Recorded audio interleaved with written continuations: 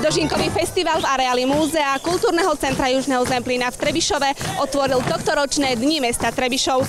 Už tradične týmto podujatím vrcholí kultúrne leto v meste.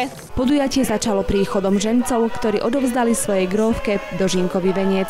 Tento úkon je oddávna symbolom ukončenia žatvy.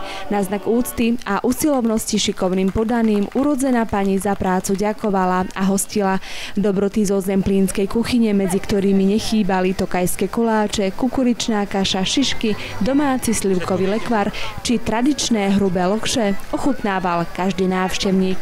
Aké ingrediencie potrebujú gazdínky na ich prípravu? Zamiesi sa cesto, polohrubá múka, droždie, mliečko, vykysne to a pečeme na oleji. Buď to robíme džemom, alebo len na slano, alebo tak. To sa dá aj na sladko, aj na slano. Tkať koberce či pliesť lano na spletacom stroji z 19. storočia si neváhali vyskúšať zvedaví Trebišovčania. Spojaznená poľnohospodárska technika, na ktorej pracovali naši rodáci pred 100 rokmi, umožnila predviesť ukážky premeny obilia na chlieb, ktorý máme každodenne na našich stoloch.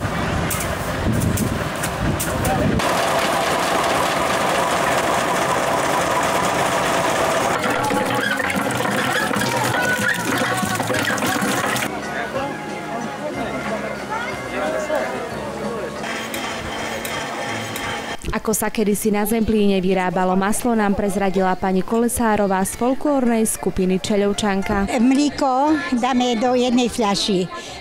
Toto mlíko musí skysnúť, na vrchu sa urobí smotana a tú smotanu zbírame a dávame, okreme a ulejeme do zbušky, ak už vece jezia, či veci šmetanky nazbíra a z tej šmetanky še muci maslo.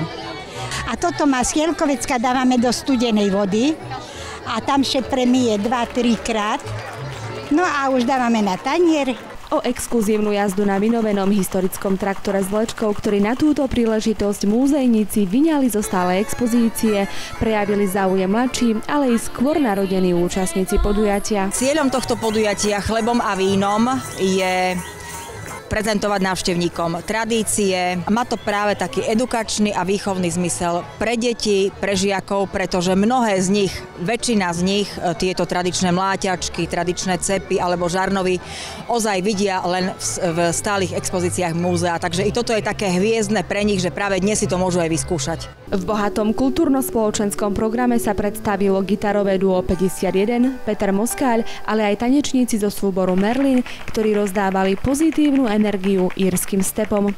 Na ľudovú nôtu zahrali a krásne zaspievali folkloristi z folklórneho súboru Čarnica. Známy slovenský spevák Robo Opatovský završil svojim vystúpením tohtoročný 5. ročník Dožinkového festivalu. Divákom televízie Zemplín priznal, že do Trebišova zavítal prvýkrát, keďže ho publikum veľmi oslovilo, prisľúbil, že sa do nášho okresu určite vráti. Mám z tohto koncertu výmočný pocit a takisto aj moji muzikanti.